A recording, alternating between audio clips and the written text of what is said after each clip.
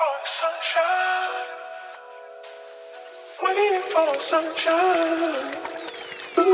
everyone, welcome to another episode of Live One for One, where we have conversations that challenge us to live a life that will change a life. My name's John, and today I have a really good friend of mine, pastor, preacher, teacher, husband, dad, all of it.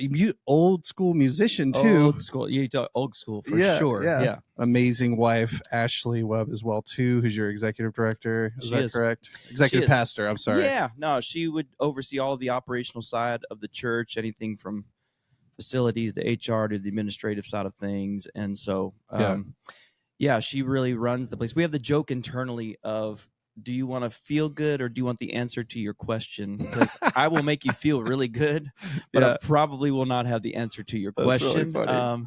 So we all bring to the table our gifting. So she's an integral part. She really is the glue that keeps it all together. Man, I tell you, John, let me just honor you. Oh, and all bro. I mean this, just your leadership. Very few people carry the spirit of encouragement, exhortation, the way that I've seen you carry it. For me, I'm not just talking like in general, for me personally. And so I know when I'm hearing from you, it's typically going to be uplifting. It's going to be refreshing. It's not a drain. It's going to be something that lifts my life and lifts my spirit. And so I honor that in you, because that's special, intentional. That doesn't happen on accident. And so thank you for that. And just thank you for the way that you're leading the organization that God's called you to lead, but leading your life, your home, your family. It's exemplary in so many ways. And so I honor you and honor what you're doing here, and really just a privilege to spend a few moments with you here today and learn from each other. Yeah, dude, you're too kind. Seriously, that's very, very, very kind of you to say that. Likewise, brother. Feel the same way. Thank you. Same way. Connect Church. Yeah.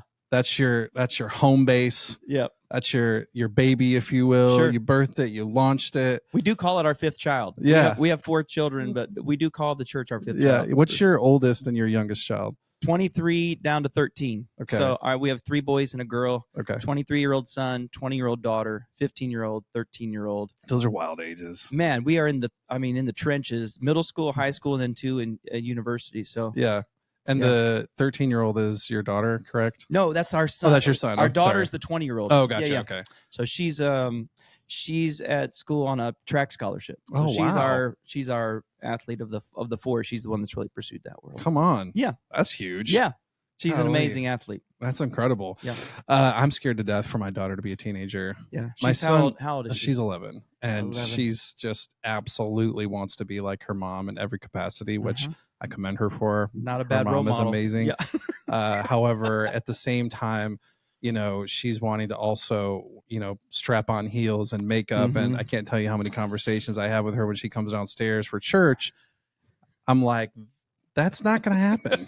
Like, I love you. You're beautiful, but no, turn around and walk it back. No one needs to know that you're beautiful. Right. Yeah. Like, oh my god. Lip gloss is not happening. Yeah. And I'm like, what is going on here? And my wife is so consistent on that too. So, but anyways, we're probably overly strict. Ages across the board are what? Yeah. So mine are 14, 11, and 7. Okay. Yeah. Oh man. Yeah. And my son Ben, who's 14, he's he just stepped into that real like drip swag phase. Okay. Yeah. Like everything's got to match. Like he's wants his own cologne. He's like doing this thing with his hair. I'm like, yeah. And like he'll call me. I had actually the other day I called him or he called me and I said, hey bro, there's something called phone etiquette. Like you can't call me and just say, hey, are you here? I'm like, let's work on some phone etiquette. Like, hey dad, how's your day? Yeah. I'm like, my day's great. Yeah. And so I told him, I said, I'm going to hang up. And I said, I want you to try it again. And so hang up with him, answer the phone. And he's like, hey dad, how's your day? Because if I don't do that, he'll just always be like, oh yeah, are you here? I'm hungry. I think that's, so needed, honestly. Not looking for leadership thought on it, but the intentionality of modeling for and the practicality of how do I develop rapport and relational equity with people and how do I connect with them more quickly? Because what as a leader and as a leader of an organization, EQ every day beats IQ. Yeah. Every day. Good. So my ability to relate, my ability to connect, my ability to enter your world, my ability to ask questions, all the things have nothing to do with my level of intellectualism or intelligence. It has everything to do with my understanding of going, wait a second, my life has got to be outside of myself and engaging in a way, which is probably something that's missing in a generation that has been digitized in such a way that it's like they struggle doing can I sit with someone without a device for an hour and not be distracted by anything other than who God has placed in my life right now? And that ability goes a long way in your success as a person. Forget in organization, you know, I mean, just as a person, your success is really tied to your ability to relate and connect with people. So, man, you're so right on that. That's my life. You know, it's so right on that. I know you didn't try to make it a leadership, but it is really, really a great thought. And just to kind of tag on it, that's always been a tension in our home, is because we live in such a digital age. How do we leverage digital communication and at the same time really get back to where we're picking up the phone and we're having conversations with one-on-one with each other if there's an issue. And you know, for our family, we don't let our kids have social media at all. They're not on social media. They probably never will be, honestly. And I don't personally feel like they need to be. It's not something that I've been in youth ministry for 20 years. And so I'm like, no, it ain't going to happen. Like, and their phones are, I mean, honestly, they're on lockdown. Like they don't have internet. Like they can text and call basically and take pictures and play games if they want. And that's probably overly aggressive. I think when you're in youth ministry for 20 years, you just see the horror stories of what things can be. And because of that, we just have buckled down and have, you know, cell phone contracts with our son and just talk about it. And they're teaching moments. And I told him the other day, I said, listen, you find borders actually bring freedom. You go back to the Garden of Eden, borders brought freedom in that space. And really when Adam and Eve decided to exit those borders is when they no longer had freedom. It was chaos, you know? And so I was trying to teach my son that. I don't know if it really stuck, but anyway, he walked away pretty mad still. I can't remember who said it, but there was an artist who once said that the most beautiful part of the painting is the frame. And you actually find the most creative in the person that can work within the boundary. So the greatest creative doesn't have no boundary. The best creatives actually go, okay, that's what I'm working within, and they still find a way to create something substantial. So it's actually in the parameter, in the limitation that actually drives what you're talking about, and that is more freedom, more fulfillment. So you want Bible context, that's, you know, without revelation, people cast off restraint. Okay, meaning revelation requires restraint. So without revelation, people cast off any parameter, any boundary, any limitation, because they don't have a clear vision and a revelation of what their life is about.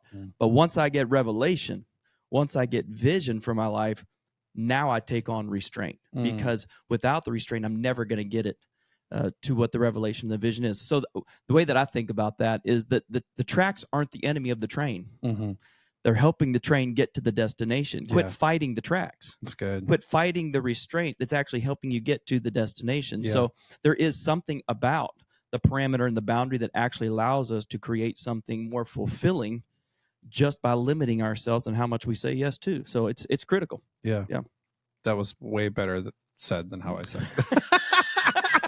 No, your son totally got it. I totally believe it. But I will say that was awesome. We don't have any notes here, people. This is just live. This guy's on fire. That's awesome. So the thing that as a parent, you're looking for the other voices that will say what you're saying, but will actually be heard. So you know how that's like when your child comes home and goes, "You're never going to believe what so-and-so said today." And you're like, "Oh, you mean the thing that I've been saying since you were born?" Literally. But it's a different voice that they actually hear it from. So as a parent, the tension is, do I get mad that they're not hearing it from me, or do I just celebrate the fact that they're hearing it, period? So the intentionality of the parent to go, now, who are the voices that I can trust that are going to say the very thing that I'm going to say, but they're actually going to hear it from? And for our child's development, I mean, across the board, all 4 of our kids, it's required other voices saying what we would say, but they're actually hearing it because it's not mom and dad. And you just got to be intentional with how you're minding the things out of your kids because of the voices that they're around and that are speaking life over them and speaking to the potential that's in them, all the things that you're doing as a father. Yeah. But it just sounds different, looks different because, well, Dad, that's what you're supposed to say. Sure. Sure, Dad, that's what you think. But sure, when someone else says it now, very, very different. So yeah, it's critical. How do you because I know you and your wife Ashley are huge on leadership, huge on culture. I've seen that, that happens in Org 1, our families first, and then can spew out. Totally. I know you're so big on that. I've actually talked with your student pastor, Destin, and he even talked regularly about how you would communicate to the parents to ask their children, what's the culture of your home? And so because you guys as a church are so big on culture, are so big on leadership, how do you steward those type of things like you just talked about, where you have other people who are speaking into your kids? Or talk to me a little bit about that. I'm just kind of curious. Well, you've said it. I mean, every entity does have a culture. Yeah. So, I mean, every business, every restaurant, every church, every home has a culture. So the question is it the culture that you actually want? Right. So the follow-up question to that would then be, how do I create culture? Right. And how would that look if culture were being intentionally created? Well, I've got to have some values that I'm so passionately committed to that I'm living those values out. So culture is not created by me putting values on the wall. Right. I mean, it's a good idea, and you probably should, because people need to see it. Sure. You can only be a culture. I can't just dictate culture. I have to live culture. So in terms of culture replication now I've got to get it imparted and like siphoned off of me by me modeling it, but me repeating it. So, I mean, Paul said, like, imitate me as I imitate Christ. I'm going to be the model of what this culture is going to be like first, but I've got to get it so ingrained in you that when I'm not around, the culture still is intact. Yeah. So the question isn't, do our kids do what we want them to do when we're around? Do they behave like I want them to behave when I'm around? The question is, do they replicate the culture when I'm nowhere to be found? So am I actually marking them in such a way that this is not just behavioral modification? This is an internal marking that just flows out of their life now. Sure. And the same thing happens within organizations. So I've got to be so intentional to say, these are the values that are going to create the culture that we want to create. And the telltale sign of whether or not the culture is actually taking root is the language that people use when they describe what they experience in your environment. So the words that you would use to describe whatever you experience when you come to Connect, or the words that you would use when you go to Chick-fil-A. What's the culture of Chick-fil-A?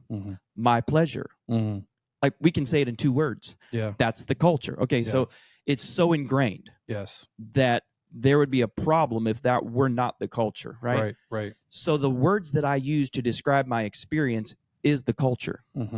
So the question is it the culture that I'm trying to create? Yeah. Because Henry Cloud, what he say? You always get what you either create or what you allow. That's it. So is what I'm creating what I want people experiencing? Well, the language they use will determine whether or not that's in alignment. So, I mean, you go to a different culture, what changes? Language. Right. And that doesn't even have to be international.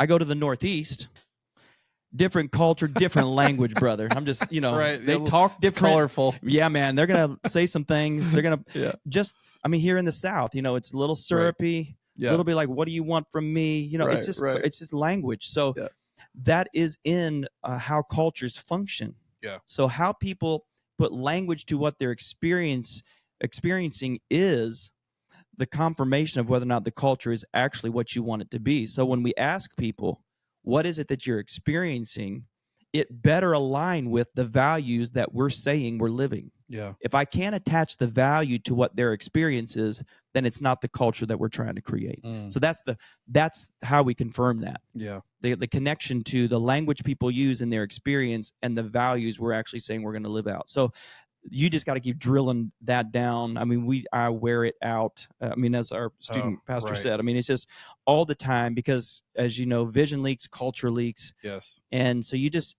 have to keep working at that. And it is the component of the organization that actually makes up for more than anything else. Yeah. I know it's scary. Yeah. You guys have a really, really great culture. Well, I've been to your church multiple times.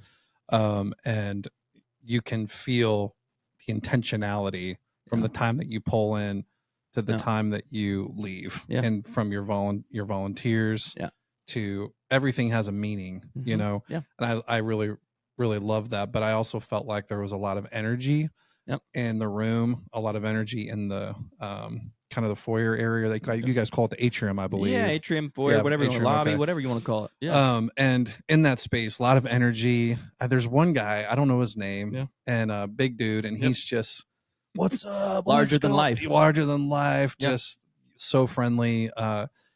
My question for you is so you guys started Connect Church from the ground up. It's located in Lebanon, Tennessee. Is there? It's right on the line, Mount Juliet, technically, but no one can tell you where the line. Yeah, starts I know it's stops. weird. Yeah, I hear you.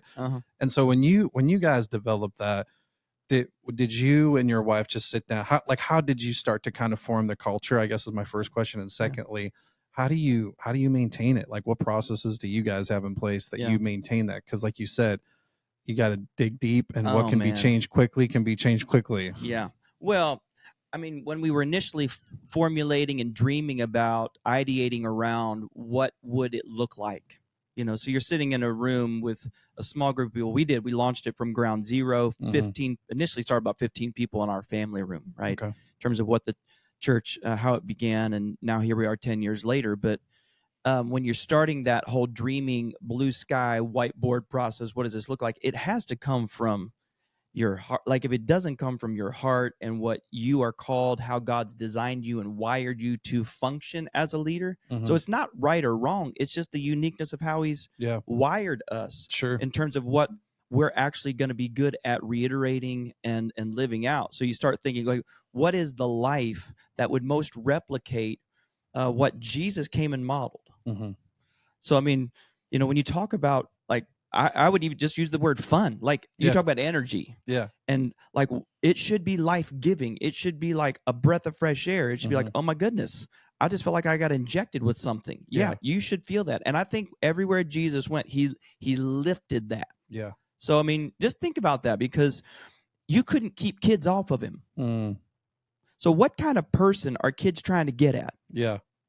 I mean, like, this guy is life. Right. He's energy. He's engaging. He's not, as serious as I think we sometimes are, or portrayed as he is. Right. He had serious moments. Right. That was mainly with the super spiritual.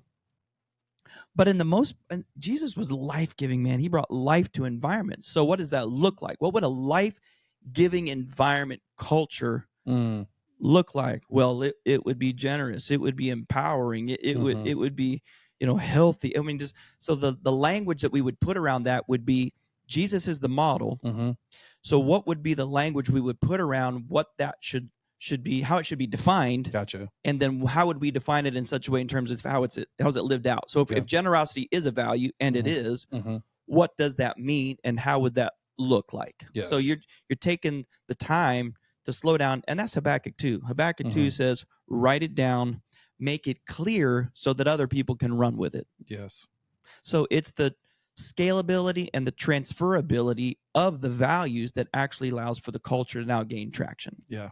But I've got to take the time to slow down, write it down, clarify it, define it, now impart it so that it can actually be replicated in other people. So that was the intentionality on the front end. Okay. Gotcha. If it's a life-giving spirit that we're trying to produce, and it is, because Jesus, everywhere Jesus went, it was a life-giving spirit.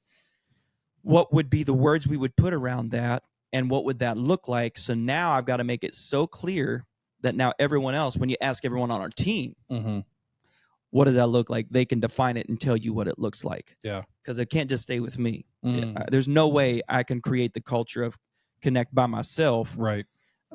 Without you sensing, feeling something when you walk into the room or get on the property and I'm nowhere around. Right. Right. That person you're talking about, and I know exactly who you're talking about. Yeah. He's taken the culture and going, okay, I'm going to live that out. Yeah. Because what we mean by life-giving is you own the environment. So I am the thermostat. Yeah, right. I set the temperature. Yeah. So, and by the way, as a leader, if you don't like what it is, change it. Mm-hmm. Like, be something different than. If you're looking around going, I'm not really loving the culture right now. Yeah. Well, you've got to change. You've got to be the difference before you can ever expect it to change. So right. I think that was initially, to your question, that's how we started the idea of it. And now, in terms of the maintaining of it, it's just the constant reminder. You just can't get too far gone. Yeah. From letting them know this is how we're going to do that. So we broke it down missionally, structurally, and culturally. Okay. So those three distinct parts of how we were going to function. So, which what we call the why, what, how. Okay. Missionally, the why, what, the structure, and how we were going to do it was the culture. Now, what's interesting is you can have a great mission with great structure, but if you have a terrible culture, it won't go. It just won't go, because the culture is the soil that the seed grows in. Yeah. So I'll give you a biblical reference. Mark 4 is the parable of the growing seed. Right. And the farmer puts the seed in the ground, walks away, and without him doing anything, the seed comes up out of the ground and sprouts. Why? Because the soil was the right environment for the seed to grow in. Right. So the soil is the culture. Yeah. Now, conversely, I can have a great culture and my structures may be a little, haphazard, a little loose.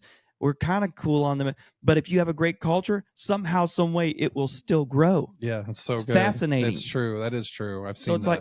like, I go into environments, I'm going, how is this thing? It's a mess. This is great. I've gone into environments, I'm going, where's the detail person? Bro, exactly. Yeah. I'm like, this thing is off the rails, and yet it's exploding. Why? Right. Good culture. Right. So the culture, in spite of the structure and in spite of them having clarity on the missional side of things, it's still growing. Yeah. So it supersedes the other two. Yeah, that is so good, man. Because when you think of, and I think a lot of times we end up tending to go super practical. A lot of times as leaders and business owners, we get really practical, and then we do what you just said, where we end up kind of detailing everything out that we think is going to create a healthy environment. Yep. But our own personal culture isn't. We're not setting the thermostat for what we really want people and how people to behave, and because of that, we have that tension. And I think a lot of times it's easy to get overly practical, where you're like, oh, we're going to change our meetings to this, and we're going to meet at these times, and then we're going to have a quarterly offsite where we do a team building exercise or whatever. Yeah. But like, we never had the conversation through prayer or through even just talking to our team or getting alone and whiteboarding out, like, what do I really want this to look like? How do I want people to behave on a regular basis? To your point of saying, if I weren't there, how would they behave? Totally. And I think that's such a beautiful mark of a leader. And I'm currently going through and work. I have a mentor who's a 3-star general, retired. Okay. It's Brian Watson. Okay. Amazing man. That's fantastic. I love that. Are you familiar with Leadership Wilson? Yeah. Okay. Yeah. So for those of you who don't know what Leadership Wilson is, it's kind of the Illuminati of Lebanon, if you will. It's no, it's not. It's just a bunch of great people getting to know each other and serving our community, getting to know our community. And I had a privilege of going through that. And I was really uncomfortable because the very first getaway, you dorm with someone you don't even know, and that's so outside my personality. I'm like, oh man, I hate that kind of stuff. Personal space. I don't freedom. thrive, and I overthink that like days before. I just don't. I'm not a huge fan of that kind of stuff. But either way, God worked it out to where I ended up rooming with Brian Watson, and him and I just became. There's a very strong respect, I think, for one another. Yeah. I asked him a lot of questions, and I don't really remember exactly how it turned into a relationship where he became a mentor in my life. Yeah. So much to the point to where he'll even sit on board meetings with me and tell me, just take notes. Yep. And just say, and I get done, and he'll tell me all the things that I do or don't do well. Yeah.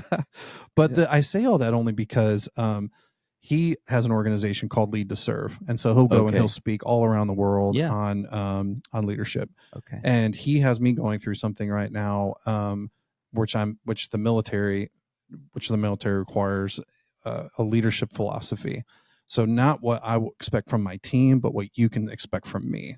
Okay. And then you can hold me accountable when you don't see it. Yep. And so he has all the values down, and it's a pretty thoughtful process. It's not overly complicated, but just tons of words.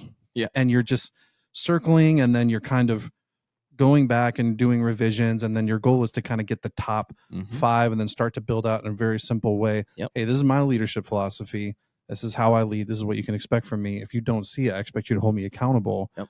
And that really helps people understand, to your point, well, if you are leading that way, and then people are able to hold you accountable to it, and they understand your expectations of yourself to the organization and the culture, you're telling them, this is the temperature that I'm going to bring, and I'm going to hold myself to it, and we have to hold each other to it, and you have to hold me to it.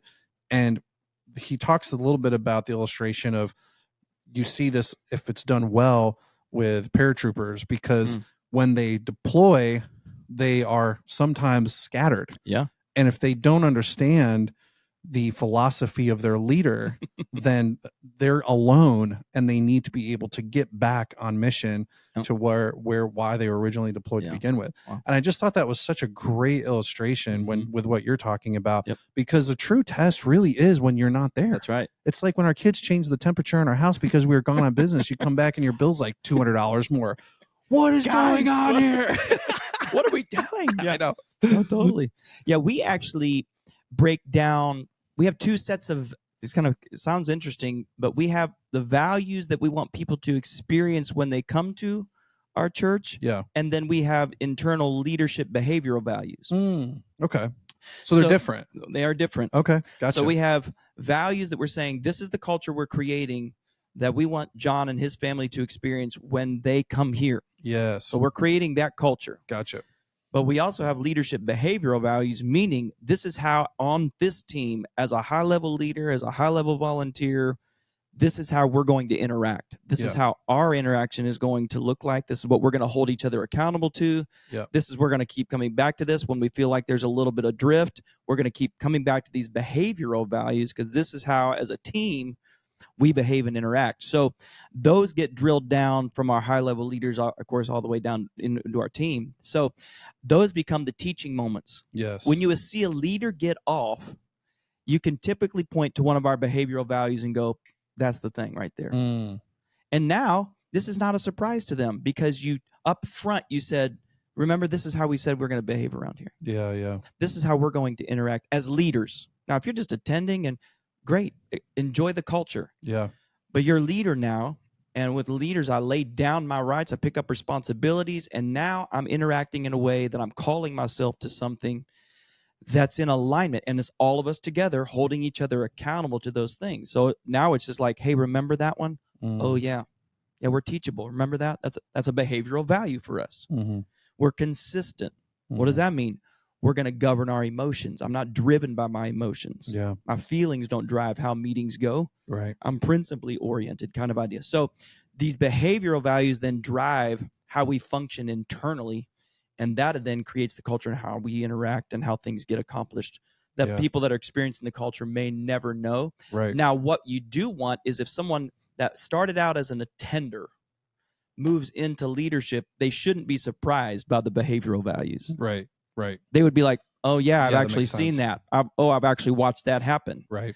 Where a leader goes, hey, by the way, that's not how we would handle it. Because we have a pretty instant feedback kind of culture. Yeah. Not in a bad way. We're going to find the right environment and culture to do it, but we're going to give feedback and we're going to give insight. And so, yeah, we try to segment those two, because it does change as you become a leader. It does change. I've been creating this culture, but now I'm interacting and building team and managing team and giving oversight to this is how we're going to interact. So that's been beneficial for us. Yeah, that's beautiful. Yeah. I've seen your culture play into Destin as well, your student pastor. Him and I have had a lot of conversations, and he was actually on the podcast too. And I mean, smart kid. Brilliant. I mean, sheesh. Brilliant. And I'm so proud of him. I mean, this is the greatest joy of my life, to have what is a true son of the house, saved, baptized, married, all of the things. Foster parent. All crazy. Of the, unbelievable. Yeah. So to see him now living out, replicating, leading culture for us as an organization. Yeah. That's the greatest thrill of your life. Pretty wild. That's fun. Yeah. He really is. He's like, and you can see that you all have shepherded him in a really special way, because when I feel like I'm talking to you, I feel like I'm talking to him as well too, or vice versa. There's so much content that you guys both share that you can tell there's a lot of conversations that have happened between that relationship, so that he could, like you said, he didn't grow up in a Christian home, and here he is 26, 27 years old, and you would have thought, the kid just got out of Bible college. He's further along than I know even adults. He's got family values and family meetings, and I remember sitting with him and I said, how did you even get to this point? Because this is so rare that I've had a conversation with someone at your age who is doing all the things that you're doing in leadership. And I know he's obviously got great pastors and great people around him. I always love it when I can say to our young leaders, you're way further along than I was at that age. Yeah, for sure. That my job now is to set them up to be way further along than I was at that point in my relational journey, in marriage, my leadership journey in ministry. And if I can set them up and save them years of pain, heartache, because of, I can show you the scars of just not having wisdom in some areas of my life and the growth points that I had to embrace. So it's so fun to watch that happen, to be a part of that, and to set them up for success in that way. And that's been fun for me in this season of my life.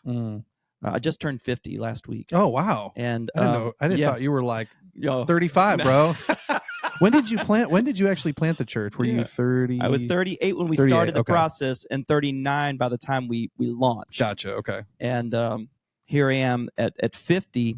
The church turned 10 years last fall. Wow. So it'll be 11 this fall. But I've really enjoyed stepping into this season, recognizing that my role and my voice needs to change a little bit in terms of what I am imparting, what I am investing, and I'm loving that. I'm looking forward to this next decade of kind of switching to more spiritual father in some regards, and I'm grateful for any of those opportunities, but it's been fun just in terms of the season of life. And the switch special. Over there is I'm excited about it. Yeah, that's really special. Yeah. So you mentioned when you were talking about values, digging deep and having to make those clear. Yeah. And how you're guarding it on the regular. Chief reminding officer, right? As Patrick Lencioni had said. I know you're a big Lencioni fan. We built the whole church on The Advantage. The book, The Advantage. That's why I love you. I love you for that. Built the God bless you. You guys do the scoreboard and everything. We built the whole church on the book, The Advantage. Okay, so do you have a rallying cry right now? Well, or you're not doing that as much anymore? We aren't as much, but we do have thematic kind of like, guys, this is the emphasis for this year in terms of what we're pressing into, which for us this year is more on the home and family and Nehemiah and the passage of fighting for your families and fighting for your sons and all. So that's really a cry right now within what's important. But the whole church was based on the premise of that book. And then, of course, 5 Dysfunctions of a Team, and The Motive, which I think is one of his most underrated books. Yes. Where he talks about responsibility-based leadership as opposed to reward-based leadership. Okay. Fantastic. A lot of times it's like the reward-based model says dangle the carrot and see who's going to get it in survival of the fittest. And now we're creating this competitive kind of thing internally, whereas the responsibility-based leadership is I'm a leader, meaning it's not always going to be easier, and I'm not just setting my life up to where it becomes easy at some point. It should always maintain some level of challenge, difficulty, embracing that. So Lencioni, a huge Lencioni fan. Do you guys do the Working Genius? We have not done the Working Genius. I love the widget thing though. Have you done it personally or no? No, I've not done it. Yeah, I would love to hear your thoughts on it. I've seen him teach on it. When he wrote the book, I was in an environment where he was just rolling it out. So he was given the strong, I don't know what you call the top 2. The strong, you're a genius. Your working genius, and then your competency, and then your frustration. Yeah. So I've seen him teach on it, but we've not rolled it out internally, and I'm not personally taking it. Yeah. So it's interesting. It really is. I always find value in, when you do like the Enneagram, I'm an 8 wing 9. So I balance. My wife's an 8 as well, which they tell you not to marry another 8. That's intense. Yeah. And she's an 8 wing 7. So my 8 wing 9 kind of balances me out a little bit. Okay. And, so I'm a little bit more relaxed in my 8. But the genius is interesting because it really deals with those frustrations. And I'm always interested to just kind of see what motivates people and gives them energy or what just takes it out. Well, we do know as leaders that we do have to staff and resource our weakness. Sure. Absolutely. That's what you learn early on is like, wait a second. Yeah. That's not how I'm wired. That's not my bent. Yeah. So I got to make sure that's present. And so you are aware of these deficiencies, or you should at least, be self-aware enough to know, okay, I've got these areas that I've got to resource in some way. So otherwise I'll just be constantly frustrated. Yeah. Kind of no doubt. Yeah. How do you guys manage the conflict is inevitable? Yep. I mean, when I was recently listening to a podcast with Chick-fil-A. We mentioned Chick-fil-A a few different times, but I'm always just very inspired when I see businesses who just have such intentionality. Yeah. I had a privilege of being a supervisor at a 5-diamond 5-star hotel for a number of years. Wow. And the intentionality, I'm like, this is crazy. Yeah. I mean, they will do whatever you want to happen will happen. Yeah. I mean, it is just unbelievable. Yeah. Their processes and procedures. And when I see Chick-fil-A, that, one, we know they're off on Sunday. They're losing tons of money, but yet they're more profitable than any other fast food chain. And then when you look at My Pleasure, I recently heard a podcast. It took them 5 years to roll that out. Wow. Where you could go anywhere and you would hear My Pleasure.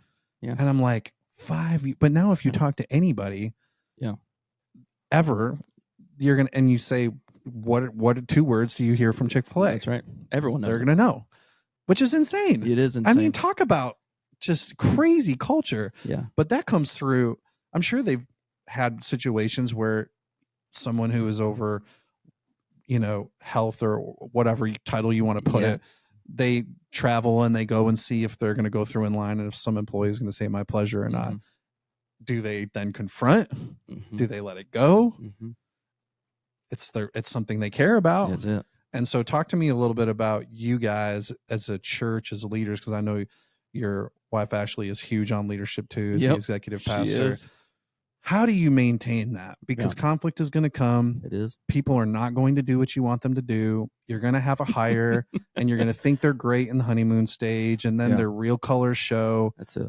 And just chat with me about what that has looked like through your journey and how maybe how you handle that. Well, first of all, you have to understand it's going to take time. Yeah. So depending upon if you've hired them from within or from outside, that's going to determine how much the culture acclimation, how quickly it happens. Yeah. So I have the choice as the leader. Do I want to train towards competency or do I want to train the heart towards culture? Because we can train the competency and that'll take 6 months. Yeah. And you're off and running. Right. For sure. To train your heart to culture is going to be a 2 to 3 year run. Yeah. If I hire you from the outside, take you from a different culture, put you in even if it's a like culture, it's still unique and different. It's going to take 2 to 3 years before you can be like, you totally get us. You are us. You're replicating the culture.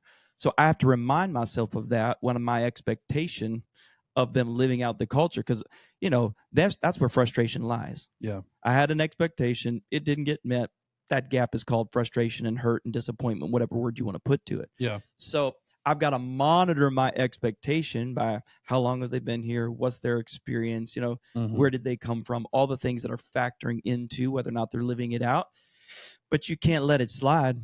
How quickly do you guys engage? So if I'm on your team, and let's say we're in a staff meeting and you can tell something's off on me, maybe I shoot a text in the group thread that seems a little, I don't know, just off. You can't put a value to it necessarily, just discerning wise you're feeling, I don't know. I've been watching something's off with John. Do you engage pretty quick or are you watching further? No, I can tell a story in regards to that. So one of our outside hires, he was at his first staff meeting. Okay. And this is back in the day when staff was around my dining room table. Okay. So we didn't have offices. We're still building church. We had Yeah. no physical building, nothing. We're set up tear down at the high school. Yeah. Staff meetings at my dining room table every week. And it was his first staff meeting. And there was a moment in the meeting where he responded to our student director at the time. And the way that he responded was so outside how we would have addressed. It wouldn't have even been something we would have addressed in that environment. Right. It would have been a one-on-one conversation. Sure. So even the environment wasn't the right place. And then how he did it, even if it had just been the two of them, was not the way we would have addressed it. Right. So, and this is very first staff meeting. Very first staff meeting. Okay. We get done with the staff meeting. I said, hey, I need to meet with you and you together when we're done. Yeah. So I sit down in the room and I go, hey, I know you're new. He's been here a few years. You're brand new to the environment. But I just want to tell you that is not where we would have done that. And that's not how we would have done it. So let me tell you where we would have done it and how we would have done it. He's new, man. Like he's going, oh. Now he came from a culture that was a reward-based culture. Okay. Competitive. I mean, just power up on people, throttle down. Wow. And overpower. Yeah. Well, that's not our environment. Yeah. So yeah. we're super relational. Yes. And so the relationship has got to hold it no matter what. Yes. So for me to have awkward, uncomfortable, brave, courageous conversations, I better have some relational equity. Yeah. Don't come at me if you've never even taken the time to get to know me, man. So we have this internal reference point of loved, known, challenged. Okay. So if this is something about you talk about regularly, love, known, challenge. Love, known, challenge, okay. all the time. Gotcha. So these components have to exist within the relationship for us to feel like there's a healthy balance of leadership, a healthy balance of shepherding people, a healthy balance of accountability. So the problem is if you come from a competitive culture, you lean towards the challenge without having done the work on the known and the loved. Wow. And if I move too quickly there, they're not receptive to it because it's like, you've never even asked me about my family. You don't even know my kids' names are, man. Right. And you're coming at me with this? Yeah. So you're expecting me to give my life to this thing and you don't even care about me. Yes. So I've got to do the work relationally for them to, one, know that they're loved, meaning you don't earn it by performing. You're loved, okay? And you're known, meaning you're not just another widget in this thing. You're critical to this thing. And if I actually put the time in there, when I move into the challenge space, they already know I love them. Yeah. And they already know I've spent time with them getting to know their reality. So I've had empathy and understanding with them. Now they hear the challenge completely differently. Yeah. And those three things have to be in play all the time. Because if those components are missing, so now what I know is if one of those is missing, I know what's coming out of their life. Yes. So if the person starts to become a little legalistic and a little dogmatic, what I know is they're missing the loved portion. Yeah. Because they're performing and we're just getting the job. We are checking the boxes. Okay. Yeah. Wait a second. You're loved no matter what you do. Yes. So if I see that spirit coming out of them, I know which component of the leadership is missing. If they're starting to get discouraged, meaning anyone can do this job, I'm just another person. I'm just a long line of people that could be doing what I'm doing. They're not feeling like they bring value to the table. What I know is missing is the known component. Hey, no. You're valuable. Yeah. You're important. Talk to me. What's going on? Yeah. How you doing? What's going on at home? Yeah. How's the married life? How are the kids doing? Yeah. Talk to me about the dynamic of that. Right. So what's coming out of their life indicates to me what portion of that. If they start leading with a spirit of offense, challenge is probably the thing I might need to lean into. And you've had to challenge. So if I'm hearing this right, love, known, challenge. Yeah. This is kind of your process, if you will, in leadership with your team. Yeah. If you have for example, the story you shared, day one, he's an outside hire. He comes in, he's rocking it. And in his mind, he's thinking, hey, this is how we do things back in my old place. Yep. I'm going to, right at the beginning of the meeting, show my That's right. strength. And you say, hey, so you don't, you maybe don't know him that well yet, or maybe even sure you love him through just because of who you are. Yep. but obviously that might be different from another individual that you have on your team because you've known him for years. Totally. But you still have to go to the challenge, right? I still do. But then you circle back to the, hey, I want to get to the love and the no. Yep. And so I'm going to challenge you because I want to get here. Am I unpacking that Totally. right? Okay. Totally correctly. And because I am the chief protector of the culture. Yeah. I mean, if I'm not protecting it, no one's protecting this thing. So I do have to protect that and set alignment really fast. Now, because I do know his personality, so 8, challenger, strong. Okay. Gotcha. He needs someone to hit him right in the forehead. You know? So, you know what I'm talking about? Like, it's so funny. I got to hit you right in the, if you're going to hear this, I know you well enough to know, because you've done all of our personality assessments. Right. I'm looking at it, man. I know some things about you because you've gone through our hiring process. Yeah. That I can go, wait a second, this brother's going to need me to go, hey, actually, and because he's the type of personality where he respects that type of, wait a second, okay, sure. wow. Yeah. But if I know I can just bowl everyone over. Right. So you have to have some research to know who you're dealing with. Yeah. But you're exactly right. My development of my rapport with him, the reason he was on team was because of the relationship with me. Okay. So he had to then adjust to his relationship with me outside of, now you're part of this organization that I lead that functions differently than the organization you were at when we had relationship outside of. Yeah, that's good. You know, so you're exactly hearing it correctly, though. Okay. And that's actually how we look at pastoring people, because they need all 3 of those things too. Yes. Yeah, that's good. So you look at Jesus' model. So, you know, so Jesus, he calms the storm. He feeds the 5,000. This is back to back in John. And the disciples are like, this is unbelievable. Yeah. This brother, this is next level. Right. I mean, he's feeding thousands of people with fishes and loaves. He's calming storms. And then he says, and you're going to eat my body and you're going to drink my blood. And John it says, and they were offended by this teaching. And they said, this is a difficult teaching. That's what they said. That's what the disciples said. I love that. This is a difficult teaching. And Jesus goes, yeah, this is not just about me calming storms and doing the miraculous. Right. I'm calling you to another level.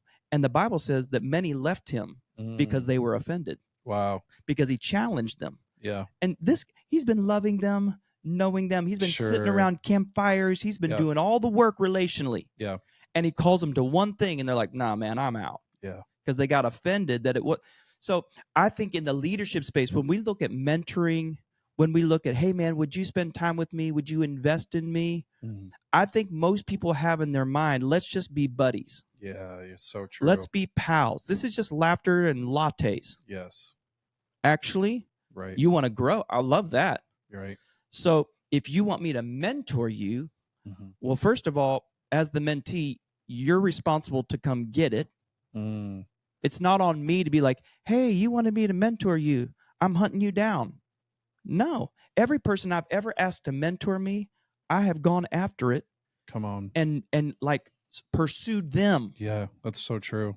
So it's on me, the mentee, to go chase it down. It's that hunger. I want to grow. Yeah. I want to everyone wants to grow. No one wants accountability. So you're just like, well, man, in premise, I want to grow. You know, everyone wants improvement. Nobody wants change. Yeah. They're like, could I get better by doing the same thing? Actually, no. Right. So at some point in the mentoring process, we're going to turn the corner and we're going to go, hey, all right, can I talk to you about something? So I'll just put it in my real life. You know, the people that are mentoring me, the people that are speaking into my life. I was on a Zoom with one of our overseers who has carte blanche. You can speak to anything in my life. We get on the Zoom and he says to me right up front, he goes, I have 5 things I want to talk to you about today. We may not get through all of them. And after each one, I'm going to ask you how you're doing. Now, I know immediately this conversation is not going to be fun. You know, does he attend your church? No, he's an outside external overseer. Gotcha. Okay. That provides spiritual accountability and literally can speak to anything in my life. Gotcha. I know pretty quickly, buckle up. Yeah. So you want to be a leader, brother? You want to grow? Yeah. Great. That's what you asked me to do. I have an hour. We're going to grow. I have 5 things. So at that point, And here's where I think mentoring, and I don't know how we got on this rabbit trail a little bit, but here's where I think the idea of mentorship, the hinge pin that it swings open or closes on is this. Mm-hmm. I pre-decide submission. Mm. So I have these people in my life, not in premise, but in actuality, I've chosen to submit. Yes. Now, my submission isn't contingent upon what they say to me. Right. Because I think most people decide submission after they say what they're going to say, and then they're like, I wonder if I want to submit to that. Yeah. No. Right. That's true. Submission is pre-decided. Mm-hmm. So when he goes, I got 5 things, I have already decided by principle, mm-hmm. I'm submitting to what he's getting ready to tell me. Right. And the posture with which I receive what he's getting ready to tell me determines whether or not I grow. Yeah. So I can be humble in it. Mm-hmm. I can be receptive in it, or I can be defensive in it and decide I don't want to grow. Mm-hmm. So he walks me through the fire. And after each one, he goes, how we doing? Mm. I went, we're doing just fine, man. This is why you're in my life. Mm. This is why you're in my life. You're in my life for many reasons, but this is one of the main reasons why, by God's grace and by God's providence, you're sitting in this space. Thank you. Thank you for loving me enough. Yeah. And God chastens those that he loves. Yeah. It's so good. Like he speaks to, through his Holy Spirit, he speaks to things in my life. He loves me so much that he'll go, can I talk to you about that? Yeah. Could I put my finger on that? And would you submit to what I would like to say to you? Right. Or would you be resistant? And I think most of people's frustration in the area of growth is in us stiff-arming the thing that the Holy Spirit's been saying over and over again. We just don't want to hear it. Mm. Honestly. I think most of where we need to grow is no surprise to us. Yeah. I mean, Jim Rohn, what did Jim Rohn? He said, if you want to change your life, start with the mental I should list. I should start working out. Mm-hmm. I should text them. I should forgive them. I should start giving. I should start serving. You want to change your life? Start with your mental I should list. Wow. The Holy Spirit's already been talking to you. I don't have to make you aware of what he's been talking to you about. You've just been stiff-arming what he's been trying to say to you. So in that moment of submission, I'm choosing to grow. And that's the posture that has to be maintained if I'm going to be on this constant progressive growth trajectory. Yeah, it's so good. So when I'm toggling through love, known, and challenge, that's what you're measuring. Yeah. Because as you know, as a leader, when you're sitting with someone, you're listening. Now, this may be for depending on which theological doctrinal flow you come from, but I'm listening and I'm listening. Mm-hmm. And I'm hearing you and I'm processing and I'm saying, Holy Spirit, what do I need to hear that with my natural ears I wouldn't hear? But with you in play here, because we're 2 or 3 gather in your name, there you are in the midst. What could I be hearing that I could then speak to that would allow for them to grow in their maturation process or whatever growth trajectory they're trying to pursue? So it is that journey of submitting to his voice and submitting to the voices that God has placed in your life. And I'm better because of it. Yeah. How does your obviously Ashley is a huge part of this as well too. Major. What is she on the Enneagram? She is a 1. Okay. And she's a true 1. Okay, gotcha. I mean, so highly, is that like highly detail administrative, gotcha. Cross every T, dot every I. That's awesome. Walks into every environment and sees everything that's off. Wow. So highly administrative, but also high on aesthetic. Okay. So she's a 1 wing 2. Okay. Yeah. Okay. What are you? So I'm a 9 wing 1 most days, but the guy that's actually one of the 8s on our team, he says that I have more challenger in me than helper. So probably just depends on the day. My wife says that I'm a chameleon. Yeah. Yeah. So she says that my leadership style is what's required. For this moment right now, what does this person need? Yeah, that's good. They need a challenger. Yeah. They need a helper. Right. They need someone to speak to the achiever that's in them. Like what's needed right now for this leader, for this person, which again, when you look at how Jesus approached people. Mm-hmm.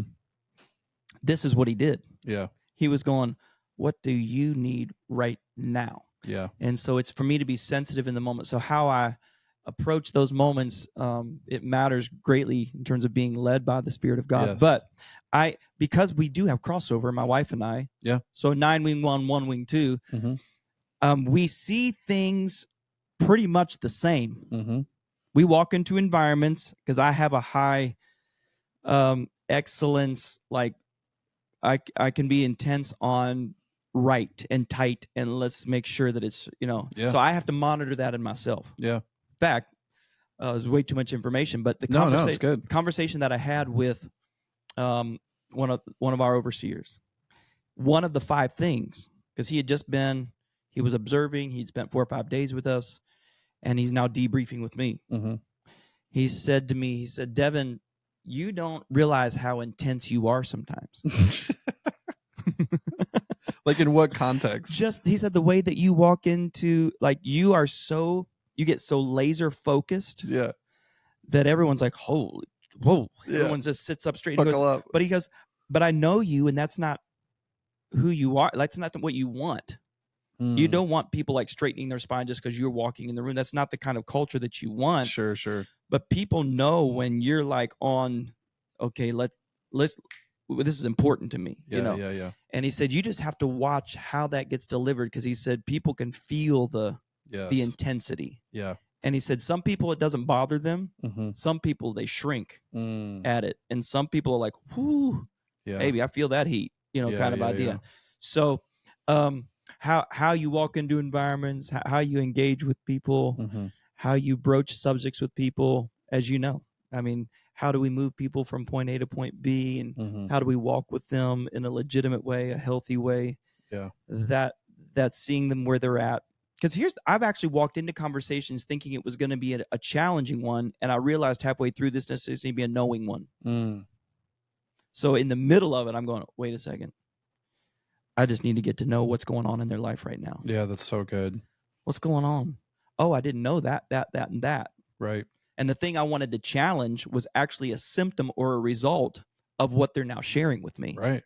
So if I can speak to that thing, I actually help myself on the other side. Yeah. But if I just want to walk in and challenge and not do the knowing thing, now I miss what's actually driving the frustration. Yeah. So in the middle of conversations, I've had that switch on me.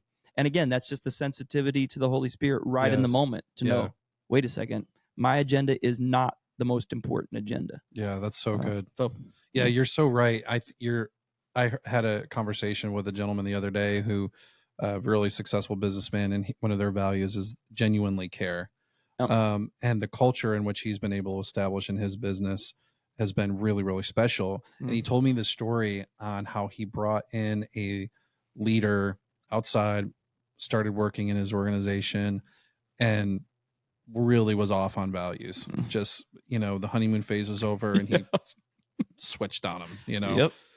And I was curious. My question was, well, how fast did you engage, and what did that process look like? He said, well, we engaged quickly, but we also wanted to honor our value of we genuinely care. What's going on in his life? What's going on with how he's feeling on the team? So we're not just trying to engage and then get rid of, and get another person in, because agree.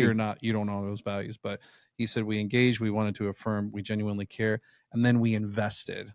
We hired a coach for him to help him become the leader we believe that he could be. And now he's one of our best employees. I was blown away by that. So the employee that in their first staff meeting is now probably the greatest culture carrier we have. Wow. So you've experienced that too.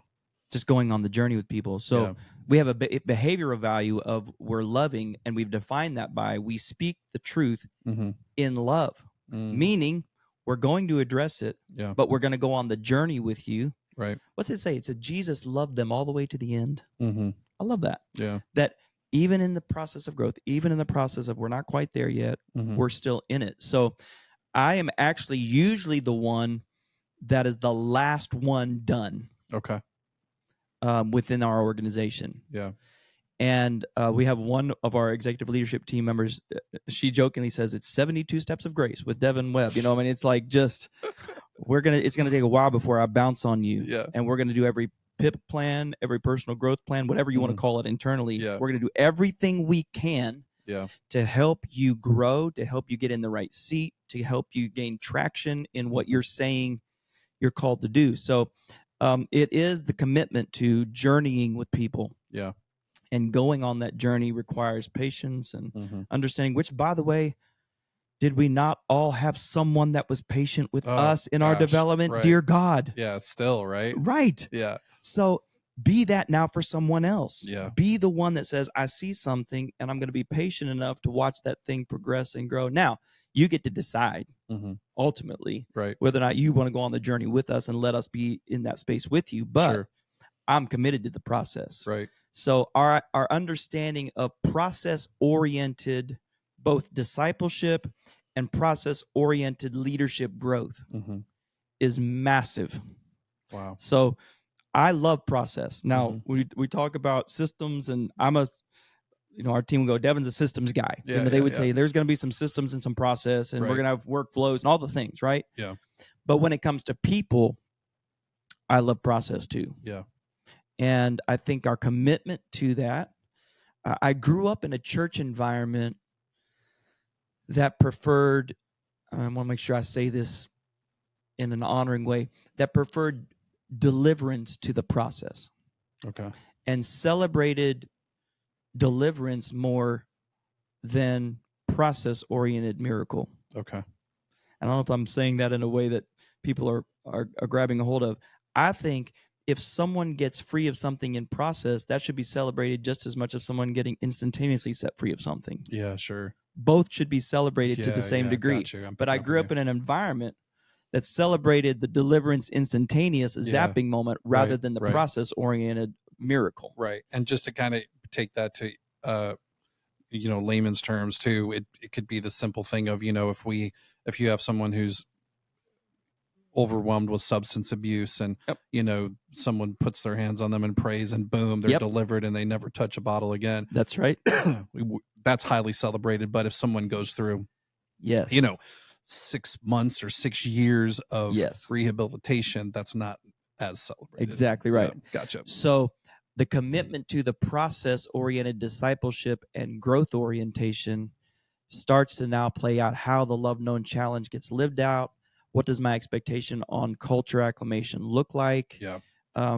Ashley, because of her commitment to like how detail oriented she is and how aesthetically oriented she is, the patience she has with that and people in terms of their time on the team. So it just, all of that plays out. But when I look at how Jesus worked and when I look at how even God created, excuse me. So God is a fan of the process. Otherwise, the world would have been created in a day.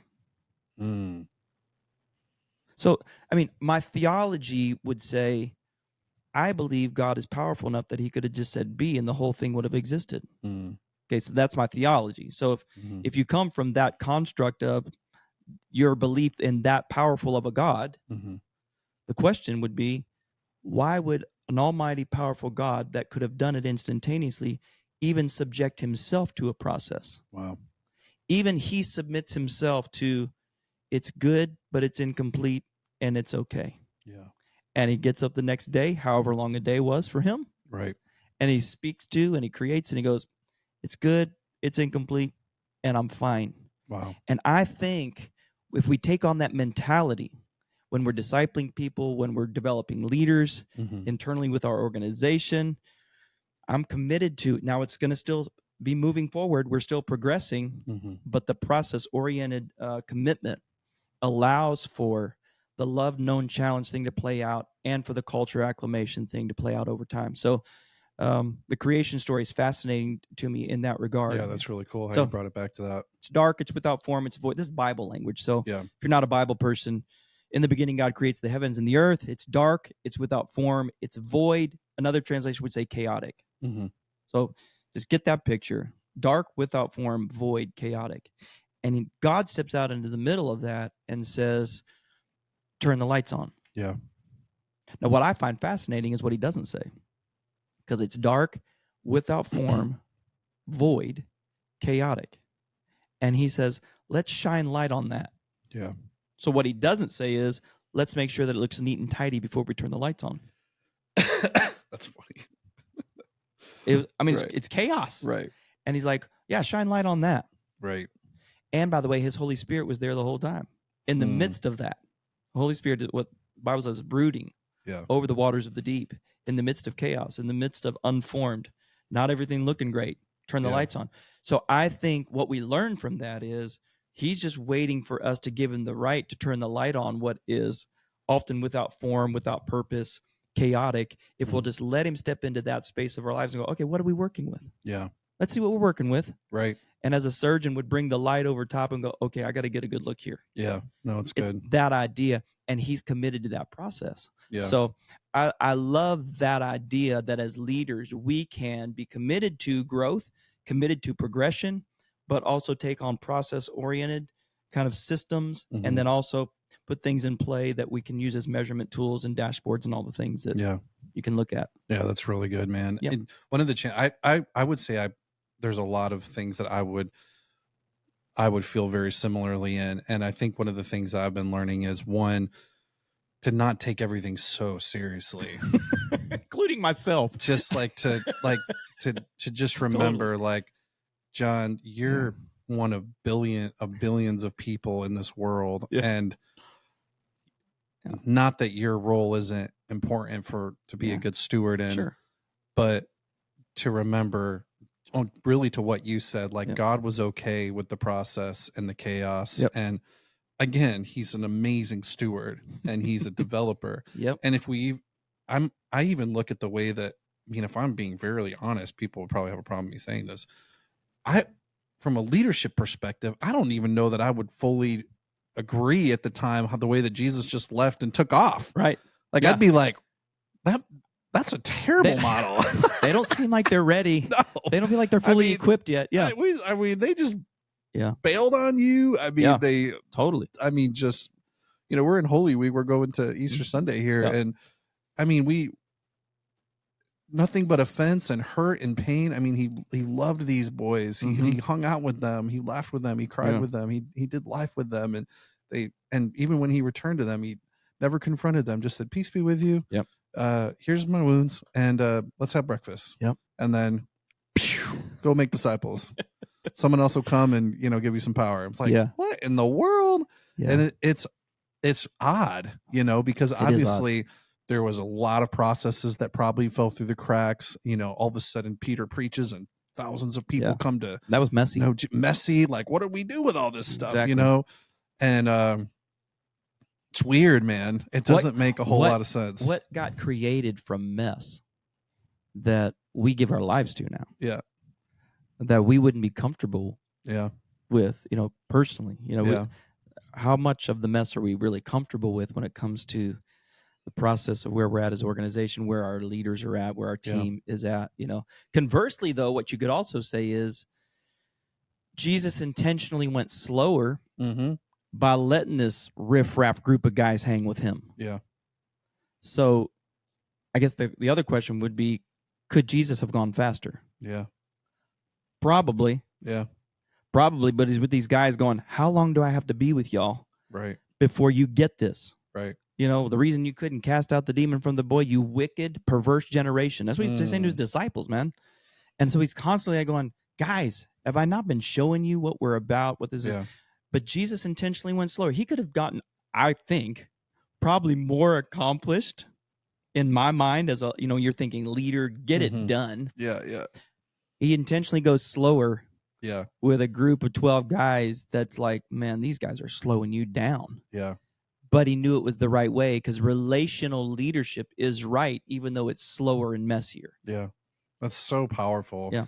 I am guilty of that. I love taking things over the finish line. Let's go. Like, I'm a galvanizer. I'm a discerner, are my geniuses. And then right after that is tenacity. Okay. Like, I'm going to galvanize you, and then we are going to delegate. We're not going to orphan. We're going to delegate and empower leaders, but we're going to take things across the finish line. And if we're we're not scoring touchdowns left and right. Like I'm going to bed at night with my head racing. Yeah. And the problem with that is there's pros and cons. There are. What I'm learning in the season of my life right now is that the people that you're with, you have to know them, and be more concerned about the love and the know, and the patience in the process. Yep. Maybe you have this goal that you want to accomplish in your business or your church or whatever, and you can see it. You know, we see it all the time now, all these things that are just wow. Yep. And maybe we truly do just want to make a massive impact because we really, really care. Yeah. And so I'm not saying we shouldn't dream big. I'm a huge visionary, big dreamer guy. Yeah. Bet the farm, as Craig Groeschel says. Yeah. I'm like, let's go big. And I will always be like that. Yeah. You know, but the process is more important than the destination. Yeah, and we look at Moses, right? And Moses has been my jam lately because I'm just been like just reading through all these things. One of my favorite passages of scripture is when Joshua is truly going to take Jericho. Yep. I mean, he's on a mission. Moses passed the baton. Very different leader. He's the man. He's going to town, and he's confronted by an angel. And in that moment, there's an angel there, and Joshua does what most leaders would do. Whose side are you on? We're going to take a city. Yes. And he says, neither. I'm not on either of your side. I'm on God's side. Yeah. And I think a lot of times as leader, what I realize is like we're trying to figure out who's on our side to accomplish what we want to accomplish. It's great. But are we on God's side or are we on our side? What are we really building? What are we really building? Yeah. And even in conflict, do I want people to come to my camp? Yeah. Because it's going to help me feel like I'm right? Or do I want people to push towards unity in God's camp so that a bigger purpose can be served? Totally. And it's not anywhere near about accomplishing what we set out, but it's just about regularly putting ourselves before the Lord. And Moses' words, Lord, if you do not go before me, I don't want to go. And he didn't go into the promised land, right? That's right. Now he was at the transfiguration, which is kind of crazy. That's pretty cool. Yeah. But he wasn't in the promised land. Yeah. And he's called the most humble man in the Bible. Yeah. Yet he sat the bench. I know. It's crazy. It is crazy. Yeah. Blows my mind. I love that thought, though. I mean, what we find being the most rewarding is not, hey, look at what we did. It's look at who you've become. Yeah. You know, look at what I just had a small portion of watching someone step into their divine destiny. I mean, to know you had any portion of that, that's unbelievable, man. And when I watch leaders like a Destin, when I watch our leaders within our team step in and become, so he just had a small portion of that process. That is so rewarding. So special. That's very special because that lives way beyond my presence. And that's that's legacy life. That's like legacy, that. That's legacy. So it's something that it is the fruit of our labor and what we invest in. So you can't miss the people in the midst of, going and getting that. But when you speak to tenacity, I mean, finishing. I think finishing is a missing component in how people approach, because everyone can get excited about something, but then you get in the grind, you get in the middle. Oh, I didn't know it meant that. Wow, that's challenging. It's going to cost how much? It's going to require what? And when you talk about tenacity and finishing, now my wife is tenacity. Does she? She is.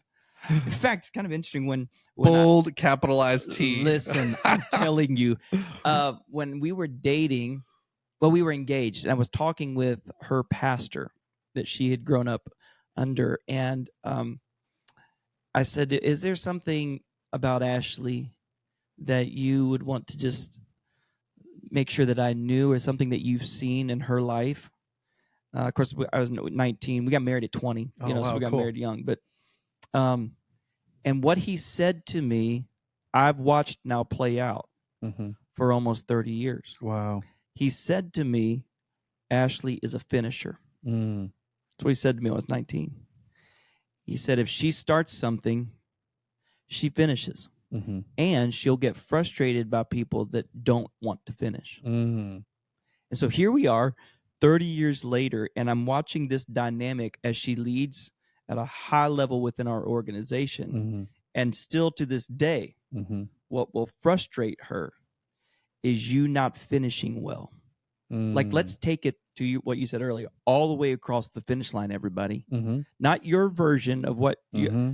according to this culture, this organization, this is what finishing looks like. Mm-hmm. You can finish like that at your house. Mm-hmm. You can finish like that outside of this place. But here, this is what finishing looks like. So we think about the leader coming behind us. Mm-hmm. We think about how I'm leaving this environment for how they're stepping into it. Like, you're finishing all the way. Wow. And that tenacious, just on it. I love it. Does not let that thing go. So you need that. I mean, do, I mean, to Lencioni's point, you need that in the organization. Otherwise, nothing gets finished. No, you just have all these people dreaming up Great stuff. idea. And Wonderful. just sits there. Exactly. So you need that within the organization, but you can't just finish at the expense of, a line of people. Mm-hmm. That are just shrapnel now, just laying out, because you're like, whoa, what happened? Yeah. So anyways, but I love your balance of that. And it's it's balance. Yeah. You have to be aware. Both and. We got to do this, the wisdom and the faith thing playing out. We want to be wise, but let's go. Like, everything's not always going to make sense. Right. Everything can't just be haphazard. This balance of wisdom and faith playing out even as we step into seasons. I've watched you as a leader. You feel the Lord calling you to expand, to grow, the faith that it takes to step into that. And then I've watched you apply wisdom to it to actually allow for it to happen. And it's both of those things. So to as an outsider, to your world, watching you do that, as much as that requires slowing down sometimes. Sure. Good night. I mean, yesterday would be good. When would you like that? Yesterday. Yeah. Last year would have been better, kind of idea. Exactly. Yeah. So the time that it takes to intentionally slow something down. So if you have a value of excellence, and I know you do, sometimes what you have to say is, we'll wait and do that later with excellence, then rush it and do it haphazardly with mediocrity, just to scratch the itch of me getting it done. Right. But could I have done it better had I waited 6 months? Right. And we take on this mentality of like, 6 months. I mean, that's everything's forever. right. Exactly. Yeah. No, man, it's 6 months, and it'll be like before you know it. Exactly. So just the understanding of how, after you've been leading for a while, you go, actually, it probably would be better if we just slowed our roll a little bit. Yeah. Got them better equipped, been more resourced, had better clarity, so we can roll it out with excellence, because that's a value. Yeah. And sometimes you have values that are at tension with each other. Yeah. So I have an excellence value. Right. But I got a value that says what we're doing is so important, we got to go. Right. I mean, like, I got things that are driving how we're approaching this. So sometimes you're having to manage the tension even between how you're even basing your life on the values you're living out. It's interesting how that plays out. No, it really is. And especially if you go into a meeting and you already like pounded down a Celsius. I mean, your wife's on crack with tenacity. I've never had. You're like, honey, you're not allowed to come in here if you've had any caffeine before you come in this meeting. She doesn't need any. But it's been so interesting through the years, and you know how this is in married life, how you balance each other, and how you cause each other to grow in areas that they're strong in, that you needed refining in, or I've just watched Ashley impact me in ways. I'm a way better leader because of her influence in my life. Yeah. So she's helped me to grow in areas that, outside of her example and outside of her modeling of something, I wouldn't have grown to the degree that I have. And conversely, I hope that I've helped her grow in some areas, not as much as she's helped me grow. But you mentioned it earlier, the voice of her in my life. What we both would probably say is that the Holy Spirit and our wives' voices often sound an awful lot alike. I mean, it's just like, that's interesting you're saying that. I know. Well, thank you very much. Couldn't agree more. Yeah. There are so many situations that my wife, because she's an 8, she will not tolerate. She is 100% going to challenge. She finds her freedom in that space. Yeah. And I've learned to, and then me being an 8 as well, but mine is a 9, which balances that. It's that peacemaker. Yeah. I tend to balance that a bit. But what I've learned is that we have to be okay to challenge each other. And we've had to teach our kids that we're wired that way. Yep. But how do we do it in a way where we can honor one another as well too? We can listen and we can learn. But she has helped me grow so much as a leader. You've been married how long? 16 years. 16 years. But I've known her since I was 10. Okay, yeah. So similar to me. Ashley and I met when I was 12. She was 11. Oh, okay. Yeah, so we know that world. What would you say early on? Because I know what early on looked like almost 30 years ago for us. Yeah. People that are pretty competitive. Yeah. Like winning. I like winning. Yeah. So what that looked like early on in our married life as opposed to what that looks like now. Is this a mountain I'm going to die on here? Yeah. Perspective, hopefully some wisdom. We did maybe you guys didn't. We did the whole sling the board pieces all over the place. I ain't never played with this year. So early on, bro, it was like cutthroat. Yeah. It's about we're not playing a board game. If there's a winner or loser, then let's go. Let's go. Right. Now we just kind of pick and choose where we're going to lean into those spaces. But I mean, where have you seen that? How has that played out for you guys early on? Now here you are 16 years later, but knowing each other for a long time. Yeah. I think it goes back to what I originally said of just not taking everything so seriously. Just to not, you talked about choosing which hill you're going to die on. Yeah. You have to do that in everything in life, whether that's leadership or your marriage, or do I really want to go the distance on this? Yep. And if you do, I've really tried to make sure that it's the right timing. Yeah. And I haven't always been great at that because I love tenacity. So I'm like, want to get this to the finish line. I want it over. How do we fix this? What do we need to do? Let's talk about it now, regardless of whether you just got home from work or I don't care. And I'm not thinking of all of those things. Yep.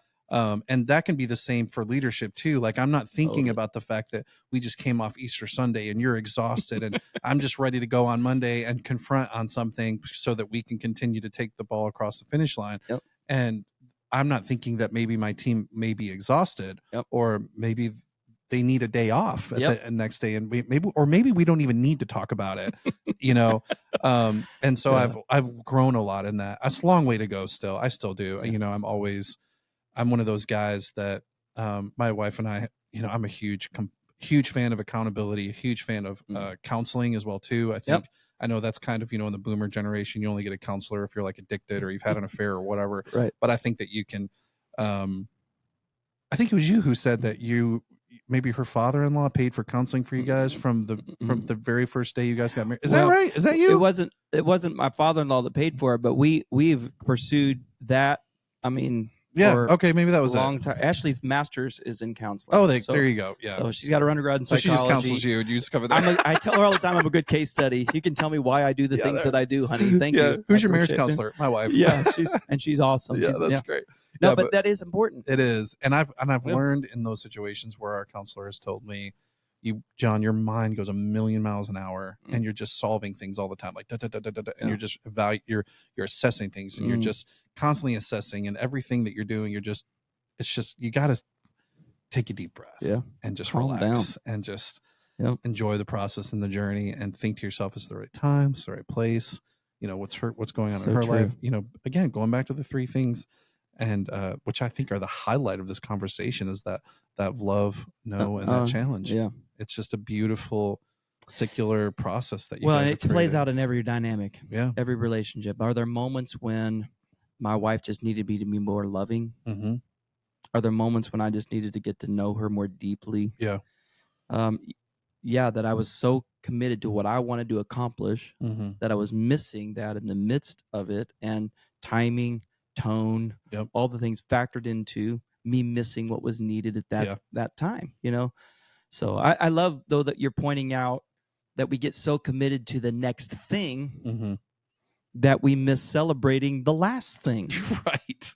Like we just got through, for us in the world of church, we're getting ready to go through Easter, and we're just going to blow through this and not slow down a little bit to just celebrate all that God did, all that happened, all the energy, the effort that resulted in kingdom winning. Yes. So if your team never gets that, and now it's just take the next hill, right? And there's never the slowing down to celebrate. And that's not just on organizations, in our homes, in our families, with our kids. Right, we just go to the next thing. Good job, kind of idea, but let's go get the next thing. So it is the intentionality, the discipline to slow down. I'm not best at celebrating. It's not. I don't even really like birthday parties. So I'm just. That's not my. Why I just am like awesome, man. Yeah. Another year. Thank you, Lord. I just. And so because of that, God is doing amazing things. And I'm not taking the example of Old Testament model of memorializing and putting up altars so that we never forget what he did. Yeah. So we can go back and go, hey, let's never forget. Yeah. Let's build an altar here. And I think the slowing down for us, in some way to memorialize and go, let's make sure we mark this moment. Let's not forget this moment.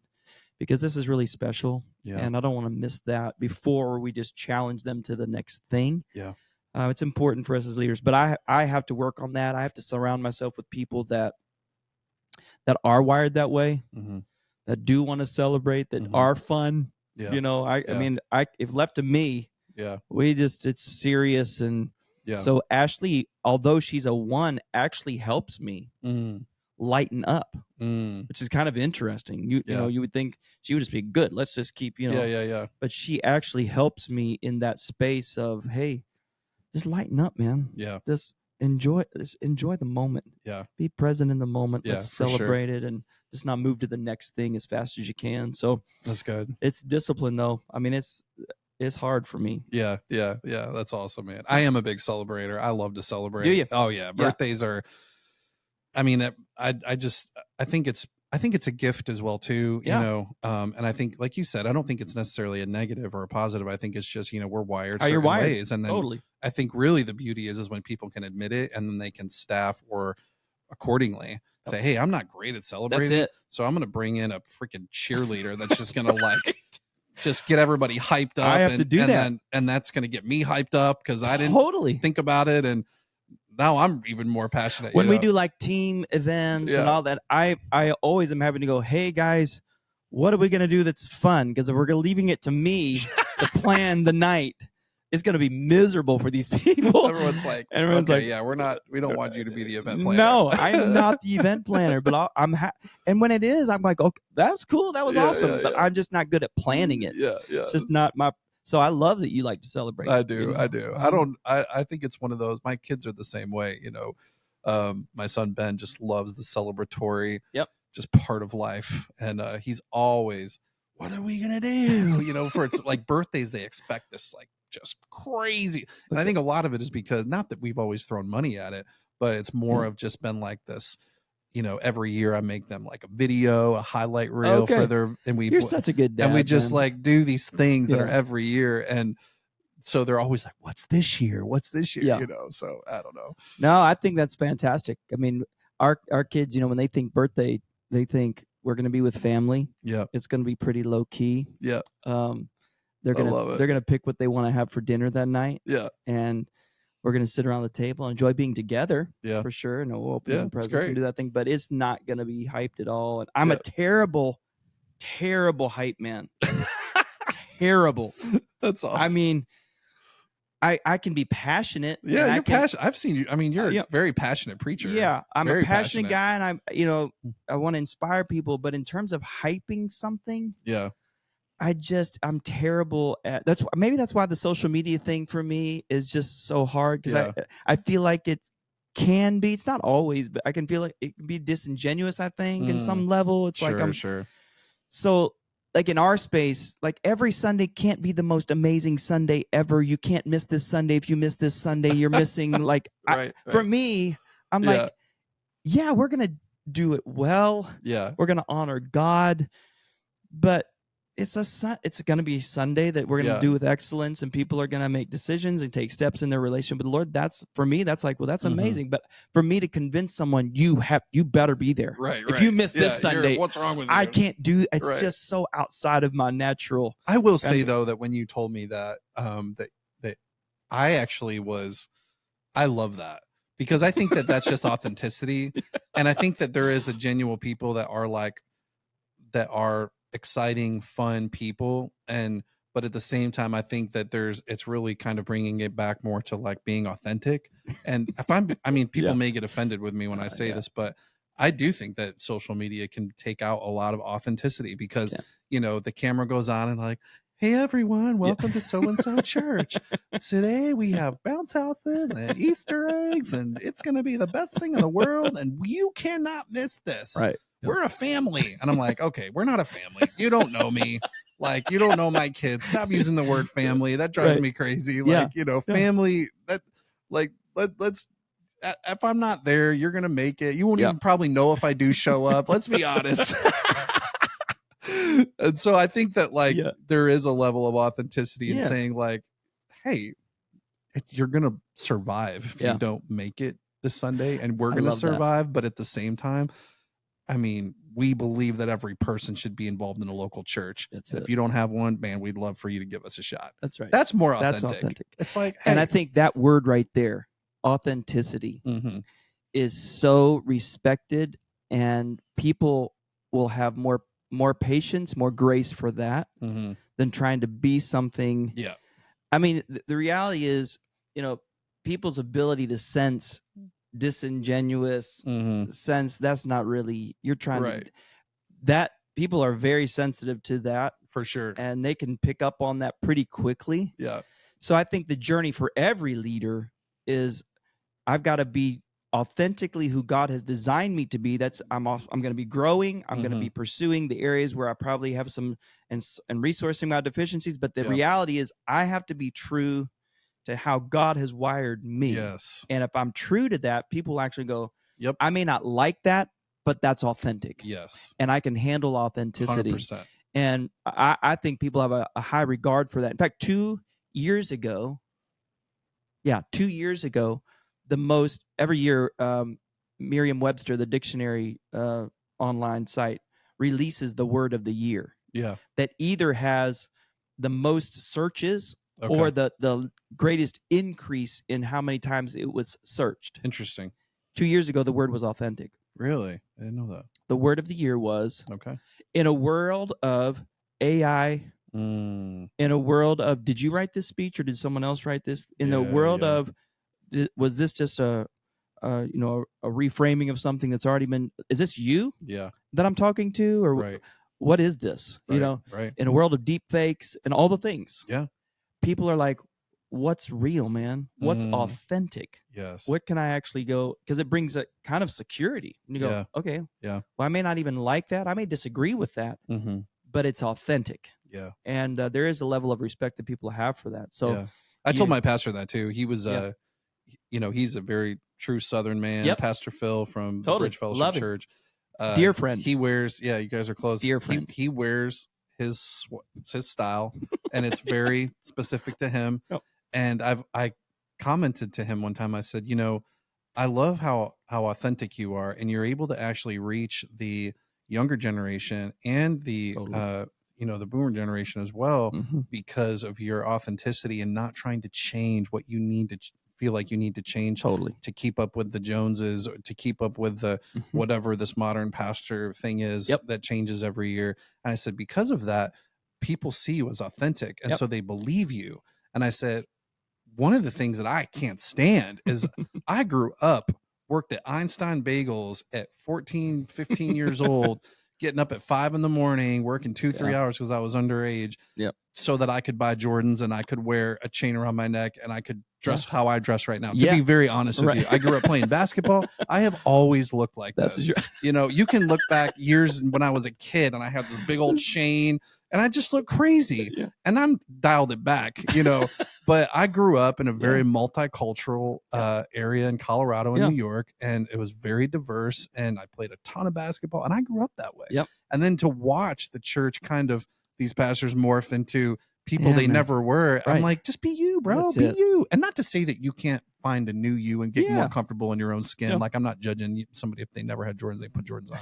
But I'm just like, be you. Like, it's okay to be you. You don't have to change. There's no model that's specific to. It's true. It's just, it's a people little crazy. have a regard for that that it speaks something without you even having to say anything. Yeah. And I'm a sport coat guy. Yeah. So on Sunday, you look great. It's just me. I feel that's where I feel comfortable. Yeah. And there may be no other sport coat in the entire room. Yeah. But it's just I feel comfortable. Yeah. In that way. So dude, your outfits on Sunday are on point.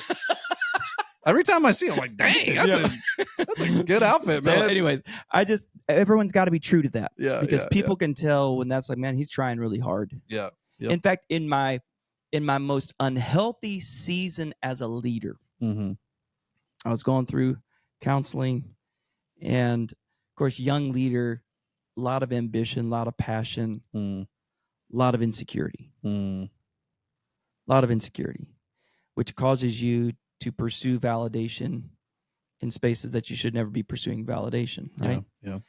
And I remember I was sitting with a counselor, and he asked me two questions, because sometimes truth is just on the other side of the right question, right? So he says, I have just a couple questions for you. He said, who are you trying to impress? Really? Like, who is it that if you got their stamp, you would go, I've arrived? I mean, yeah.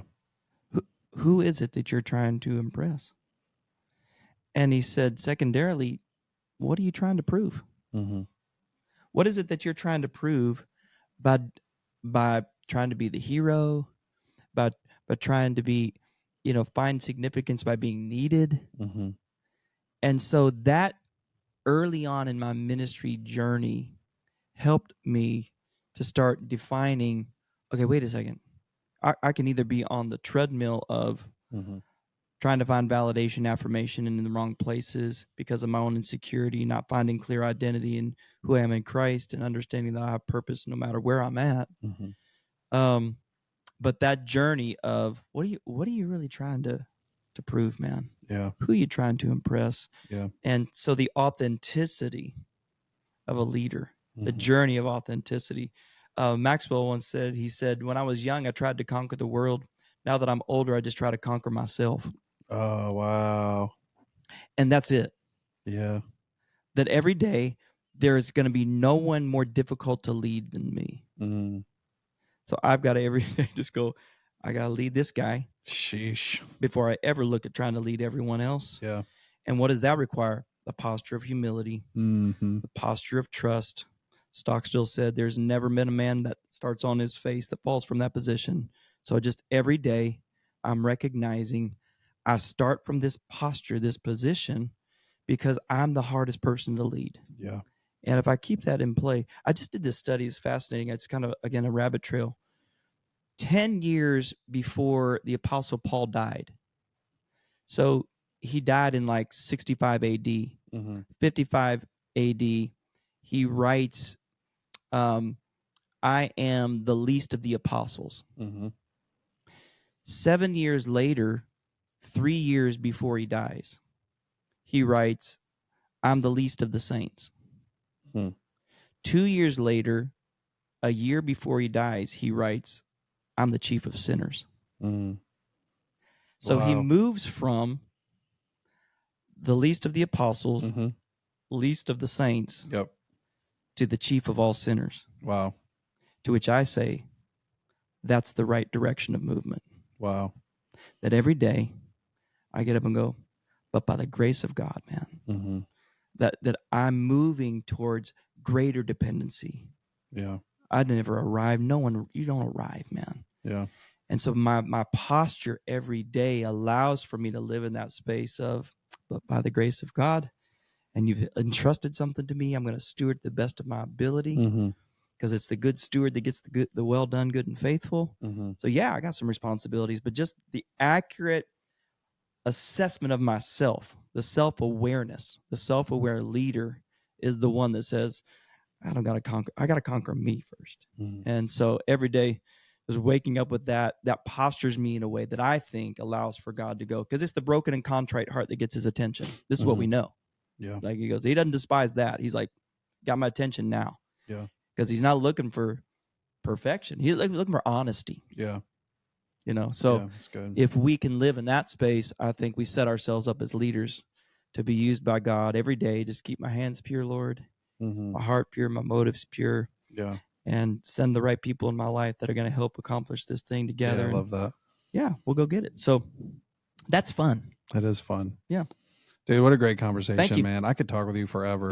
I really could. You're so easy. You're so easy to talk to. Well, this is a joy. And I just recommend, whoever's listening to lean in to John's perspective. And you are just a top-notch leader, man. Oh, and man. I have such high regard for you in the spaces that you are leading, yourself, your home, your organization, the businesses, the ministries that you're overseeing. And so I just honor you and thank you for letting me be just one of many people that have kind of been a part of your world, and look forward to more opportunities. Oh, dude, absolutely, bro. Yeah. It's been a pleasure, my Thanks. man. Love, know, and challenge. That's it. Go get it, y'all. You got it.